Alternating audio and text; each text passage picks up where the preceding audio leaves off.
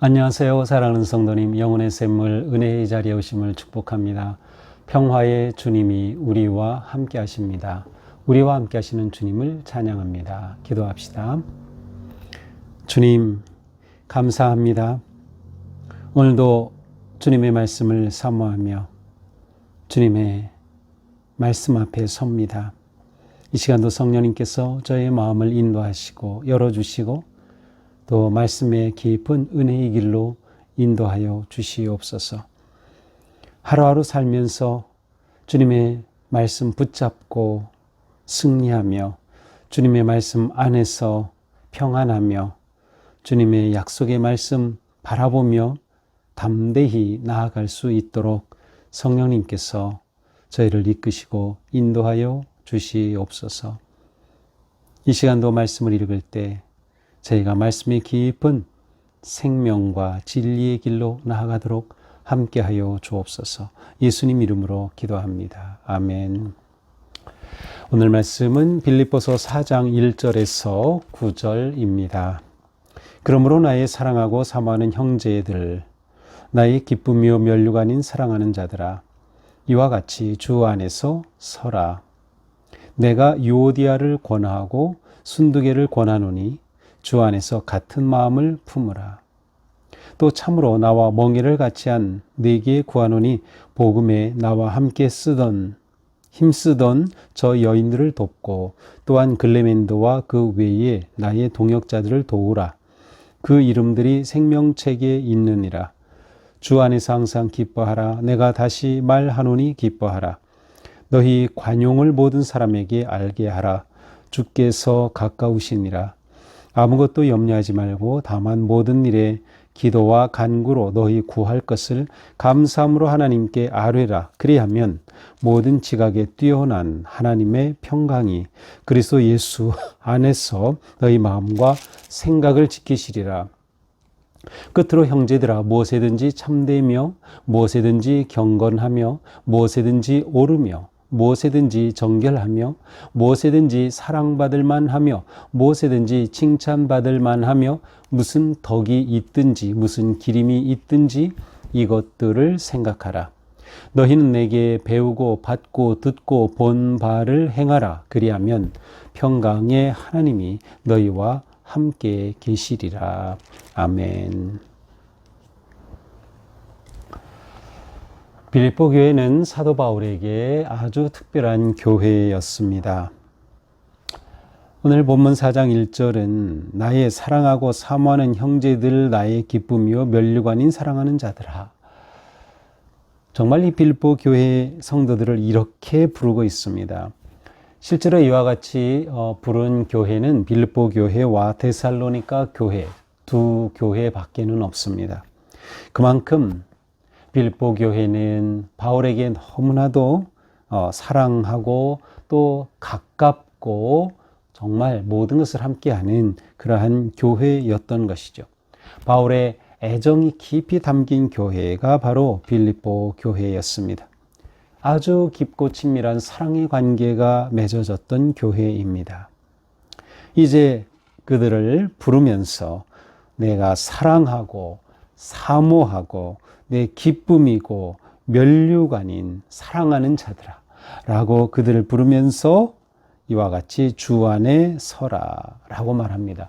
이게 주 안에 서라, 원래 이 안에는 주 안에 굳게 서라 라는 의미가 있어요. 아주 굳건하게 주 안에 서라 라는 권면입니다. 주 안에 서라. 이 바울의 편지는 그리스도 안에서라는 말과 주 안에서라는 이 두 가지가 있습니다. 이 두 가지는 같은 것 같지만 초점이 좀 다릅니다. 이 주 안에서라고 말할 때는 통치하시고 다스리시는 주님이라고 하는 의미가 담겨 있습니다. 그러므로 주 안에 서라라고 하는 것은 주님의 다스리심 안에서 견고히 서라라는 뜻이에요. 주님이 다스리시니 주님이 통치하시니 견고히 서라 라고 하는 그러한 뜻입니다. 이렇게 그들이 굳게 서야 할 이유가 있었습니다. 크게는 두 가지인데요. 하나는 외적인 박해입니다. 외적인 박해와 어려움 가운데서 이 빌립보의 성도는 굳게 서야 했고요. 또 하나는 내적인 그러한 갈등입니다. 지금도 교회들은 바로 외적인 그러한 도전과 내적인 문제들 가운데서 여러 가지 도전을 받고 있죠. 이러한 상황 속에서 사도 바울은 빌립보의 성도들에게 견고히 굳게 서라, 주 안에서 굳게 서라고 권면합니다. 자, 2절은 왜 이렇게 하는지 내적인 문제를 엿볼 수가 있습니다. 내가 유오디아를 권하고 순두계를 권하노니 주 안에서 같은 마음을 품으라. 자, 지금 빌립보 교회 안에 유오디아, 순두계라는 두 사람이 있어요. 둘 다 바울은 뭐라고 해요? 이들은 나와 같이 복음에 힘쓰던 여인들이라고 말하고 있어요. 그러니까 바울의 사역에 함께했던 아주 둘 다 귀한 자매들이었어요. 그런데 무엇인지는 모르지만 둘 사이에 갈등이 있었던 겁니다. 바울과는 문제가 없었어요. 바울과는 모두 친밀하고 또 사역에 힘이 되어줬던 여성들이에요. 그런데 둘 사이에 문제가 있어요. 그래서 주 안에서 같은 마음을 품으라 라고 권면합니다. 주 안에서 같은 마음을 품으라. 너희의 관계가 회복되기를 바란다라는 뜻이죠. 마음이 하나가 되면 좋겠다라는 뜻입니다. 또 참으로 나와 멍에를 같이 한 너희에게 구하노니 복음에 나와 함께 힘쓰던 저 여인들을 돕고, 이렇게 복음에 힘쓰던 이 두 여인들을 이 빌립보의 성도들이 좀 도우면 좋겠다라는 거예요. 또한 글레멘드와 그 외에 나의 동역자들을 도우라. 이 여인들뿐만 아니라 글레멘드 그리고 또 다른 바울의 동역자들을 도우라고 말합니다. 왜냐? 이들의 이름이 생명책에 있다. 유오디아, 순두계, 글레멘드 또 다른 모든 동역자들은 다 똑같이 생명책에 기록되어 있어요. 똑같이 하늘 유업을 받을 자들이에요. 주님 안에서 진정한 형제 자매인 것이죠. 그러므로 바로 이 관계가 회복되기를 원하였던 것입니다. 주 안에서 항상 기뻐하라. 내가 다시 말하노니 기뻐하라. 기뻐하라라고 하는 이 표현은 이 빌립보서의 가장 핵심 표현 가운데 하나입니다. 그래서 빌립보서를 기쁨의 복음이라고까지 부르고 있죠. 다시 1장에서 2장에서 3장에서도 말했듯 다시 여기서도 주 안에서 기뻐하라, 항상 기뻐하라. 다시 말하노니 기뻐하라 라고 말합니다. 여기서도 주 안에서, 주님의 다스리심 안에서, 주님의 통치하심 안에서 특별히 주님과 깊고 바른 관계 속에서 기뻐하라 라고 말합니다. 그러니까 삶에 문제가 있고 교회 안에 갈등이 있고 외적인 어려움이 있지만 그것 때문에 너희가 흔들리지 말고 굳게 서서 오히려 기쁨의 삶을 살아가라 라고 말합니다. 근본적으로 그리스도인의 삶은 기쁨의 삶이에요. 죄에서 자유함을 얻었고 예수 그리스도의 십자가의 은혜로 구속함을 받은 삶이기 때문에 그 삶에는 기쁨이 당연히 있어야 하는 것이죠. 이러한 기쁨의 삶 가운데 살아가면서 관계 속에서 무엇이 필요할까요? 5절 너희 관용을 모든 사람에게 알게 하라. 주께서 가까우시니라. 너희가 좀 넓은 마음으로 부드러운 마음으로 너그러움으로 살아가면 좋겠다. 이 너그러움이 있어야 기쁨이 솟아나고 또 기쁨을 누릴 수가 있어요. 마음에 이 너그러움이 없고 관용함이 없다면 굉장히 팍팍하고 굉장히 뭐라고 할까요? 관계가 거칠어지고요. 기쁨이 샘솟을 자리가 없어요. 그래서 관용을 사람에게 알려라. 또한 아무것도 염려하지 말고 다만 모든 일에 기도와 간구로 너희 구할 것을 감사함으로 하나님께 아뢰라. 아주 유명한 말씀이죠. 우리가 많이 암송하고 있는 말씀이에요. 염려하지 말라. 세상의 일로 인해서 염려하지 말라. 여기서 염려라는 것은 세상 것에 대한 관심, 육적 관심, 탐욕에 의한 관심 이러한 것들을 말합니다. 이런 것 때문에 마음에 기쁨을 잃어버리면 안 되는 거예요. 오히려 이런 일이 있다고 하면 또한 어려움과 문제와 두려움이 있다고 하면 어떻게 합니까? 모든 일에 기도와 간구로 하나님께 아뢰면 된다. 기도와 간구. 기도는 일반적인 보통의 그러한 의미라면 간구는 구체적이면서도 좀 긴급한 것을 구하는 것을 의미합니다. 그것을 어떻게? 감사함으로. 감사함은 기도하는 자의 태도입니다. 기도하는 사람이 어떤 마음으로 해야 하나 중요하죠. 사도 바울은 감사함으로 하나님께 아뢰라라고 말씀합니다. 이렇게 할 때 하나님께서 어떻게 하십니까? 지각에 뛰어난, 지각이란 사람의 생각과 계산, 헤아림을 말합니다.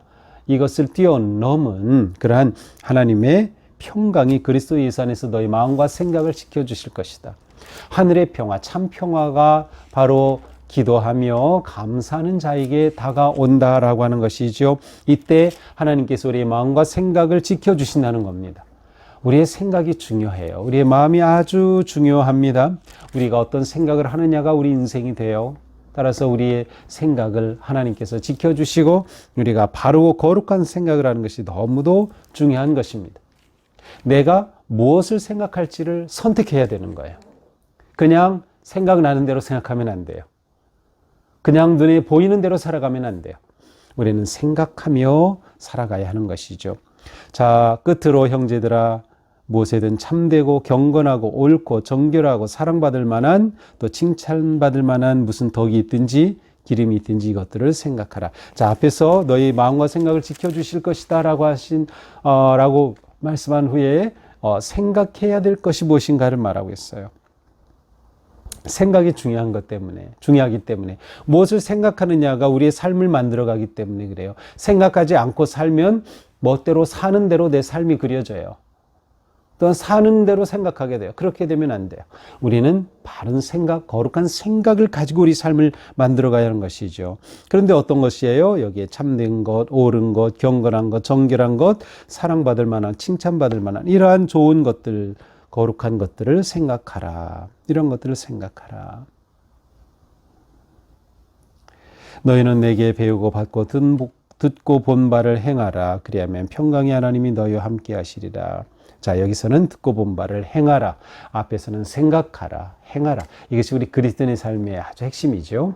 우리는 거룩한 말씀을 따라 생각하고 또 그 생각한 것을 실천하며 살아가는 겁니다. 본 바를 행하라. 그렇게 할 때 평강의 하나님이 우리와 함께 하신다. 하나님이 내 인생 가운데 또 내가 하나님의 은혜 안에 거하게 되는 것이죠. 자, 오늘 말씀은 기쁨과 평화의 삶을 어떻게 살아가야 할지 여러 가지 갈등과 문제 가운데서 그렇게 살아가야 할 것을 보여주고 계십니다. 한번 정리해 볼까요? 어떻게 하라고? 주님 안에서 굳게 서라. 주님 안에 머물러라. 너그러운 마음으로 관용하여라. 또 기도의 삶을 감사함으로 살아가라. 또 무엇을 생각할지를 선택하라. 그리고 그렇게 바른 것들을 생각하고 실천하라. 곧 행동하는 믿음으로 살아갈 때 하나님께서 우리와 함께 하신다. 오늘 우리 삶이 이렇게 정말 평화롭고 기쁨이 넘치는 그런 복된 하루가 될 수 있기를 축복합니다. 기도합시다. 주님 감사합니다. 오늘도 주님 은혜로 복된 날을 열어주시니 감사합니다. 저희의 삶이 주님 은혜 안에서 신실하고 바르고 거룩한 삶, 기쁨의 삶, 바른 거룩한 것을 생각하며 그러한 생각대로 실천하며 살아가는 삶, 하나님께서 기뻐하시는 복된 하루가 되게 하여 주옵소서. 예수님 이름으로 기도합니다. 아멘. 네, 오늘 하루 우리의 삶이 기쁨과 평화 가득한 복된 하루가 되기를 축복합니다. 사랑합니다.